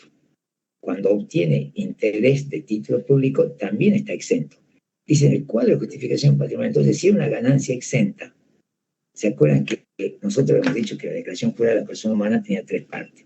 Determinación de la ganancia neta imponible, el patrimonio al cierre y la justificación patrimonial. Y en la justificación patrimonial nosotros decíamos que teníamos que poner en las ganancias que no estaban grabadas, pero que me justifican las cosas que tengo en el patrimonio, los activos de mi patrimonio. ¿Y dónde poníamos las ganancias exentas y las ganancias no grabadas? En la columna 2, como un concepto que justifica incremento patrimonial. Entonces en esta dice cómo incidiría la renta generada por inversión en título público. Entonces, ahí la respuesta sería que la renta, de la pregunta 7, ¿no? La renta de venta de título público, la renta de, claro, dice la renta de una inversión. Por ahí dice, como, claro, de título público que compraron, eso es una inversión, ¿sí?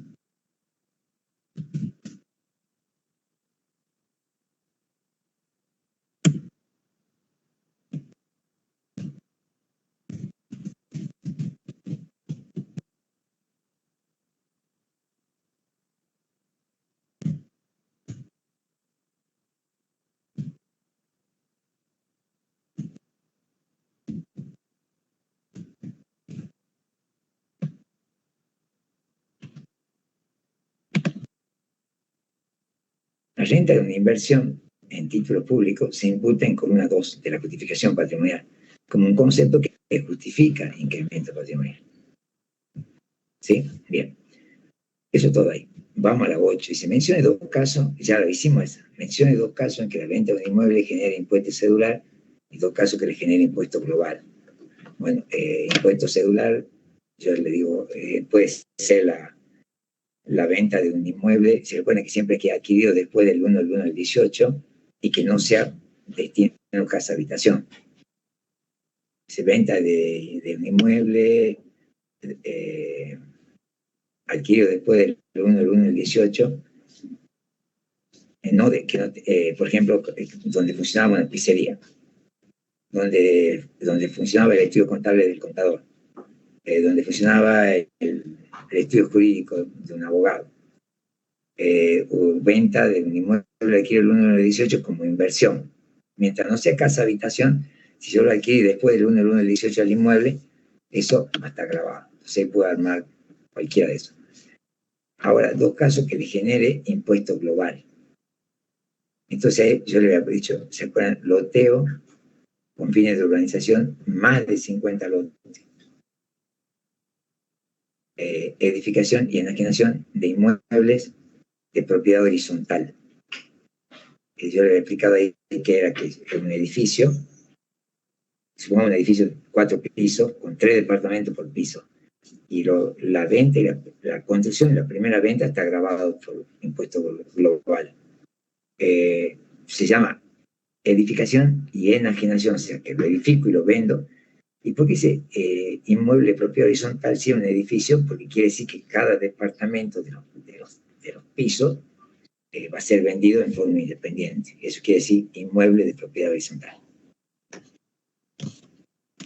Ustedes lo tienen ahí ya le hicimos esta pregunta, por eso no la escribo.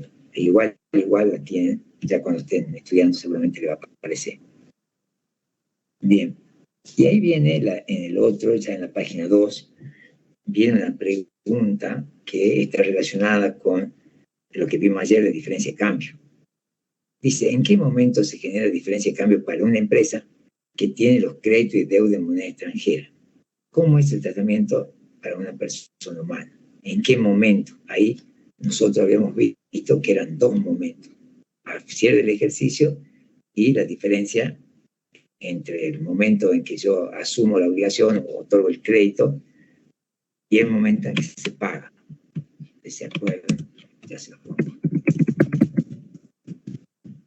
Ese le expliqué yo ayer, no vimos la pregunta, pero les dije que había esa pregunta. Ahí está bien. Cuando dice momento, yo le puse por situaciones, cambiamos la palabra situaciones por momento. Listo.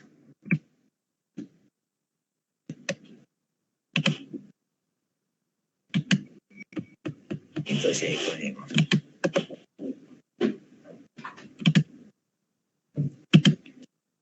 Existen dos momentos en los que puede haber diferencia de cambio. Revaluación anual de los saldos en pago a la fecha de cierre del ejercicio.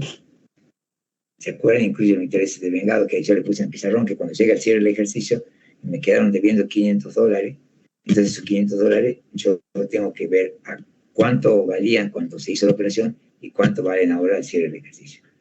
Y la otra que era más fácil, que era la variación de la cotización de la moneda extranjera entre el momento de realizarse la operación y el momento en que se concreta el cobro del pago.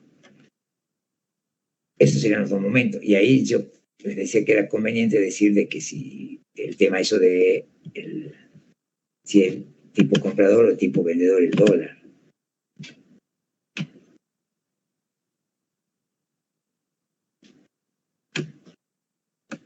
Como ven, por eso hay que, o sea, no es casualidad que cuando ustedes van a buscar en el apunte la respuesta es todo lo que está en el apunte porque está hecho en función de las preguntas, ¿sí? Por eso es así el apunte. De la conversión de la moneda sea tipo de cambio comprador activo o vendedor pasivo según corresponda conforme a la cotización del Banco Nación. ¿Y qué pregunta después?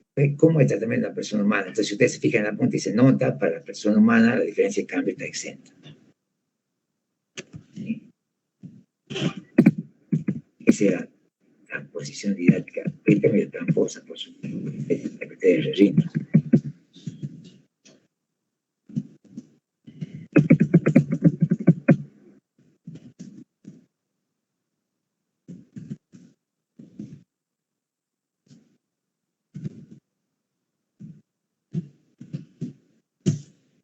Esta es la única pregunta que nos puede aparecer diferencia de cambio, esa. Y si nos preguntan ahora, es la misma respuesta, es eso, no hay otra cosa más de diferencia de cambio que hay que saber para aprobar el examen. Bien, después nos dice la que viene, yo creo que esta no la vimos ninguna vez. Una SA posee, antes la tomaba mucho y dejó de tomarse. Una SA posee resultados de acciones y títulos, si está grabado. Posee resultado, ¿cómo es? No, ya está, ya entendí. Resultado por tenencia, dice primero. Después esta está tipeada por alguien que la copió, fueron a rendir el examen, copiaron a mano y después lo pasaron de buena onda, digamos, lo pasaron, por eso llegó esto. Dice, resultado por tenencia de acciones y títulos si está grabado. Resultado de venta de acciones y títulos si está grabado, cuál es el costo computable, y ganancia de acciones y títulos si está grabado. O sea que acá nos piden tres cosas y ahí hay que diferenciar bien porque uno comete el error con esta pregunta. Dice, el resultado por tenencia. ¿De quién? De acciones y de títulos. Después dice resultados de venta de acciones y títulos. Y después dice ganancia de acciones y títulos. O sea, cuando dice ganancia quiere decir, cuando dice ganancia de acciones y títulos, ¿cuál es la ganancia de acciones? Dividendos. ¿Y cuál es la ganancia de los títulos? Los intereses. Bueno, esta pregunta en su momento generaba mucho problema porque yo tengo 6 cosas para contestar. Y ahí nosotros, ¿cómo deberíamos contestar de manera más sencilla? Y yo primero hablo de las acciones, todo, y después hablo de los títulos públicos, todo. Entonces no me equivoco, pero si yo empiezo a mezclar, un chico me mostró que él había contestado, porque en esa época le daban por ahí, le devolvían el examen, ¿no? Corregido, porque había que hacer a mano. Y bueno, ustedes, esto que hacen ustedes rendir por computadora es para ahorrarse plata, porque antes se rendía a mano en todas las jurisdicciones, y bueno, ellos tenían que cargarlo en sobre, enviarlo por correo. Se imaginan, y con la pandemia descubrieron que se podía ahorrar un montón de plata haciendo esto que le hacen a ustedes. Entonces iba el examen, después el examen volvía corregido, y ahí recibía yo alguno. Entonces, de ahí iba sacando qué querían ellos que digan ustedes, porque muchas de las respuestas están armadas en función de lo que ellos quieren que le digan, no en función de lo que yo creo, sino lo que ellos quieren que le digan. Pero eso se me perdió eso en el camino, ya no tengo acceso a eso porque ahora todo se hace. Incluso cuando van a rendir aquí a la sede, también le hacen así por computador, pero es para ahorrarse plata a ellos, no crean que es una forma de agilizar o modernizar. Bueno, entonces cuando yo tengo, dice, una sociedad anónima posee resultado por tenencia de acciones y resultado grabado. Entonces ahí nosotros podemos tratar, hacerla de dos maneras, poner el tema y poner por acción y título público, hacíamos seguir el orden de la pregunta. Entonces dice, resultado por tenencia. Entonces ustedes ponen así, resultado por tenencia, y ponen A, acciones, ponemos no grabado, ¿se acuerdan que no estaba grabado? Y B le ponemos títulos públicos. Yo le he dicho a ustedes que sí estaba grabado, porque tiene que, sí o sí, los títulos públicos que yo tengo en la mano, no importa cuánto los compré, al hacer el ejercicio tengo que actualizar su valor. Pero acá nos pide si está grabado, entonces ponemos, y ya cuando abajo donde dice que digan el costo computable, ahí nosotros tenemos que ver cómo se evalúan los títulos públicos, cómo se evalúa la acción. Si acá decimos grabado. Ahí podemos aumentar.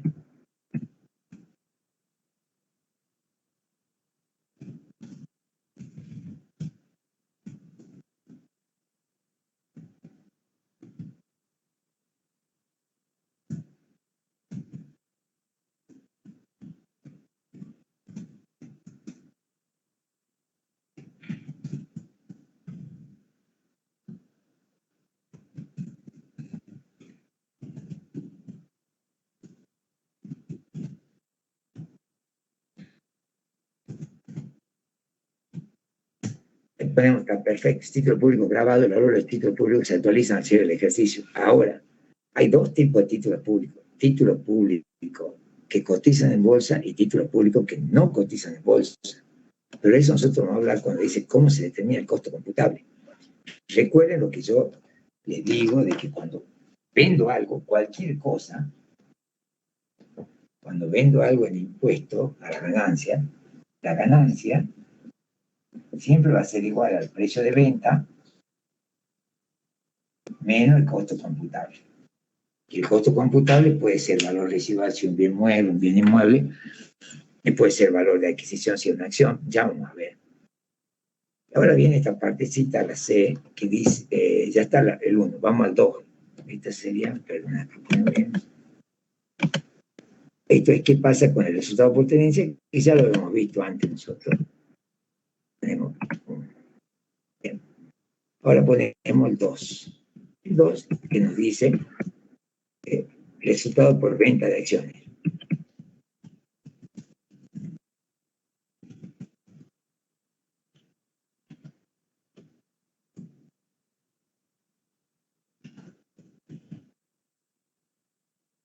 Resultado por venta de, y ponemos a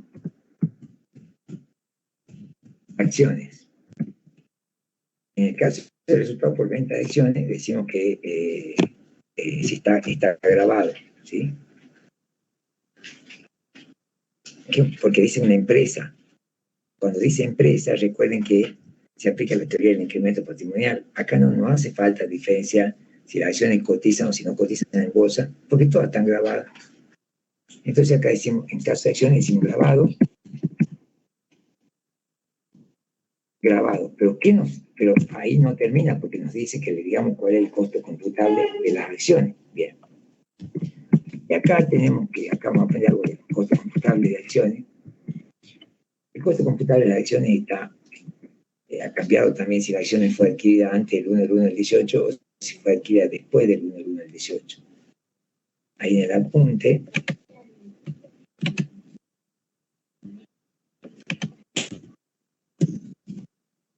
hay una sección que se llama costo computable.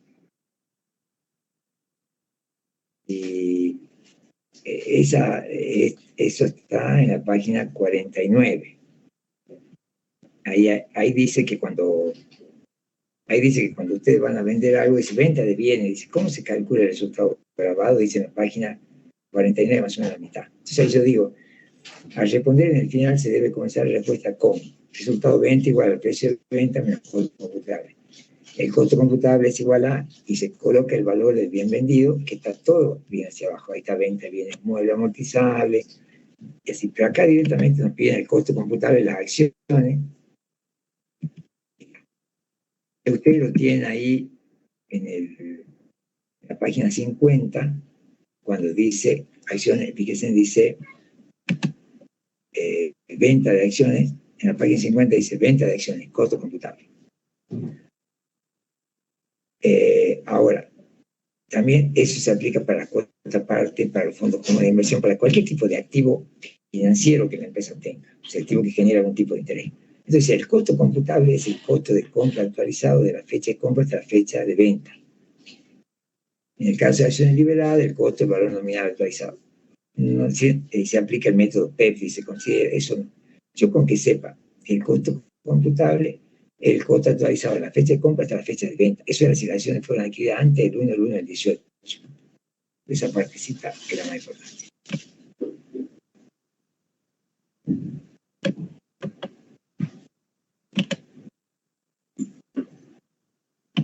Y eso vamos a poner acá.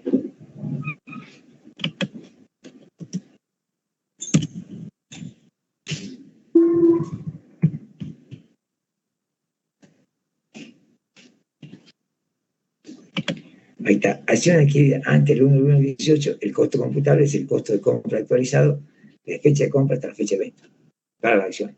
Bien. Pero ahora, como es una empresa, fíjense que, como les decía yo, a la empresa la castigan y no la dejan actualizar.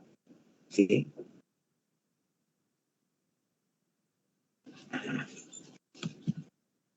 Voy a sacar una partecita acá.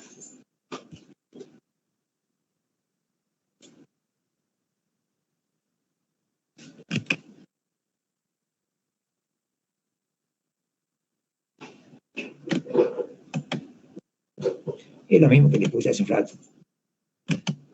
Ahí le pongo. Entonces, 2,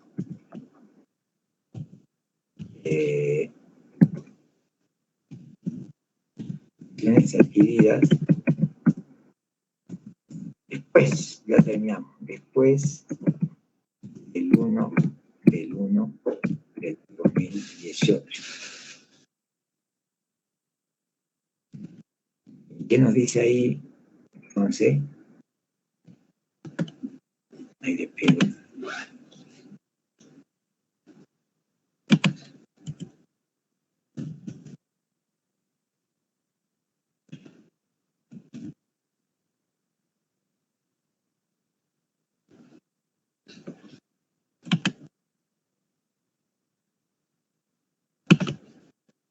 Dice, acciones adquiridas después del 1 del 1 del 18. Al tratarse de sujetos que practican el API, o sea, el ajuste por inflación, que sería el caso de una empresa que obtiene ganancias en tercera, actualizan hasta la fecha de cierre del ejercicio anterior de la venta. Lo mismo que hicimos hace un rato con la venta de bienes de uso. O sea, cualquier tipo de bien que ellos vendan y que vayan a actualizar, lo van a actualizar hasta la fecha anterior. Y bueno, después dice esa partecita que también le puse hace un rato, la voy a copiar, la voy a poner, que dice, en el caso de enajenación de bienes adquiridos en el mismo ejercicio, no hay actualización del valor de costo. Bueno, ahí nosotros tenemos qué pasa con las acciones. ¿Sí? Dice, acciones adquiridas, si fueron adquiridas antes del 1 del 18 y si fueron adquiridas después del 1 del 1 del 18 y en el caso de la enajenación de bienes adquiridos en el mismo ejercicio, no hay actualización. Bueno, ahora tendría que, ¿qué pasa con los títulos? ¿Y qué pasa con los intereses? Y eso lo vamos a terminar en la próxima, porque los títulos públicos requieren que yo le explique detalladamente el tema de cómo se evalúa el título público, porque los títulos públicos, se acuerdan, yo les decía a ustedes que cotizan en bolsa y no cotizan en bolsa. Y según cotizan en bolsa, se resuelve de una manera, y según no cotizan en bolsa, el costo computable es otro. Y bueno, la última parte de los dividendos y los intereses. Y bueno, y mañana vamos a hacer no vaya a ser, porque saben que cuando pasa así, miren, cuando hay un examen que me han pedido que lo hagamos y pasa el tiempo, capaz que justo toman el mismo. Así que ustedes, con apenas comience la clase, como el Majo o cualquiera, me hace acordar que íbamos a hacer el de agosto, ¿no? Tengo que hacerlo de una. Terminamos esta pregunta, lo hacemos al de agosto, porque me pasa así. A veces se queda pendiente alguna pregunta de ese de agosto y justo aparece esa pregunta. Así que lo vamos a hacer completito al de agosto. Ahora, ¿cuál es el problema? Que yo mañana puedo supongamos, no sé si ustedes pueden, porque bueno, que el partido a las 4 de la tarde. Si ustedes pueden a la 1:30 o si prefieren después del partido, a las 7 de la tarde. Porque yo no puedo a la mañana, se me complica por mi nietito, porque se queda dormido y quiere jugar a la mañana con nosotros antes que se vaya. Para no les mentir. Así hacemos, vemos si podemos terminar. 19, dice, no sé el resto, después del partido. Ajá. Bueno, perfecto. Mejor, así ya, sí, yo ya esa hora mejor para mí también. Como le digo, me mató la mañana el nieto que viene a hacer pijamada y se viene a dormir con mi abuelo, y cuando mañana se levanta a las 7 y lo devolvemos a las 12 nosotros, entonces toda la mañana quiere jugar. Si le ve dando clases se enoja. No dice nada, ¿no? Pero no le gusta. Así que, entonces quedamos a las 7. Así hacemos. Y ahí nomás, claro, ese lo tenemos que hacer sí o sí, Majo, no vaya a ser que justo nos pregunten ese. Nos morimos. Nos llegan a preguntar ese y no lo hemos hecho. Porque a veces no hay que dejar nada, eso así, nada al aire, hay que hacer todo. Aún cuando haya preguntas que ya hemos hecho, capaz que hay alguna que no, y bueno, hay que hacer. Sí, sí, sí, lo hacemos. O sea, antes que terminemos, antes de pasar bien el personal, ya lo hacemos. Bueno, chicos, entonces no, que grabar. Nos vemos mañana. Que estén bien. Chao, hasta luego.